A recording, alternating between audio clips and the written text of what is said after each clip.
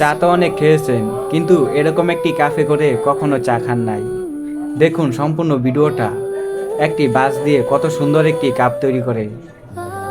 ভাই, প্রতিভা থাকলে যে কোনো জিনিস দিয়েই যে কোনো জিনিস তৈরি করে ফেলা যায়, যা অনেক সময় কাজে আসে।